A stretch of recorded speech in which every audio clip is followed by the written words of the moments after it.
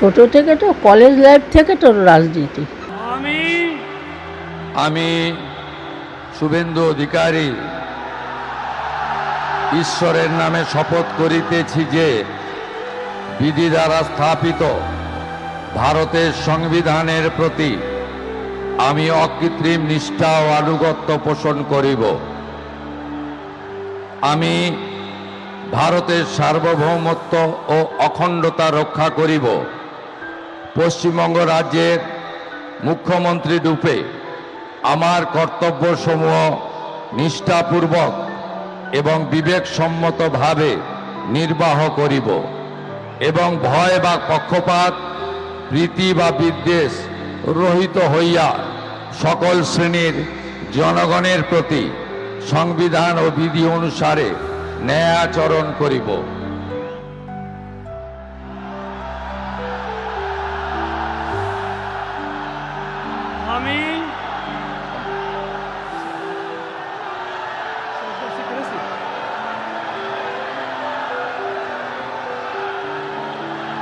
আমি শুভেন্দু অধিকারী ঈশ্বরের নামে শপথ করিতেছি যে পশ্চিমবঙ্গ রাজ্যের মুখ্যমন্ত্রী রূপে যে কোনো বিষয় যাহা আমার বিবেচনার জন্য আনিত হইবে বা আমি জ্ঞাত হইব, তাহা মুখ্যমন্ত্রী রূপে আমার কর্তব্যসমূহের যথাযথ নির্বাহের জন্য যেরূপ আবশ্যক হইতে পারে তদ্গতিকে আমি প্রত্যক্ষ বা পরোক্ষভাবে কোনো ব্যক্তি বা ব্যক্তিগণের নিকট জ্ঞাপন করিব না বা প্রকাশ করিব না।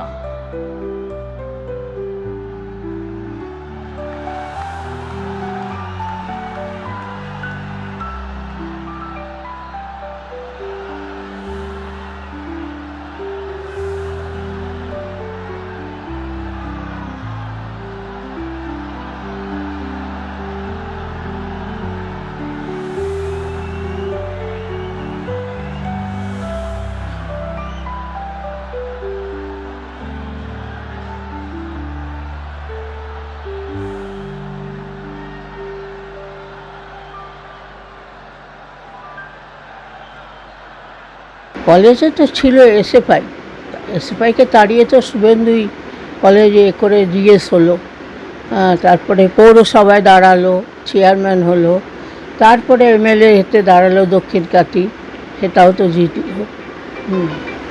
তার ছোটোবেলা থেকে অনেক লড়াই। মাধ্যমিক অবধি ঘর থেকেও বেরাতো না, মাধ্যমিক পরে যখন কলেজে ঢুকলো তখনও ঘর থেকে বেরাতো।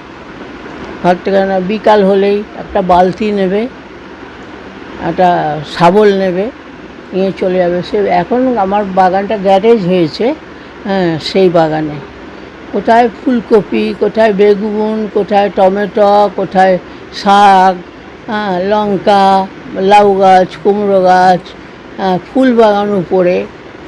আমার ছেলে জেতার পরে আমার ঘরের উপরে পদ্ম ফুল ফুটেছে এরকমের, এত বড় বড় পদ্ম ফুল। তাহলে এবার পদ্ম ফুল আসছে। কি বলবেন মুখ্যমন্ত্রী হওয়ার পরে কি চাইবেন রাজ্যের জন্য?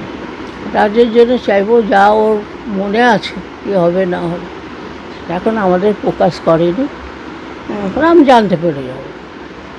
বলছিলেন পান্তা খেতে, পান্তা খাওয়া ছেলে আমি বলেন সব জায়গায়, পান্তা খেতেন বাড়িতে? দিতেন কখন? হ্যাঁ, রাত্রে দিতাম। কীরকম? রাত্রে গরম ভাত, খুব গরম পড়েছে না, খুব গরম পড়লে বলবো আমাকে গরম ভাতে জল ঢেলে দাও।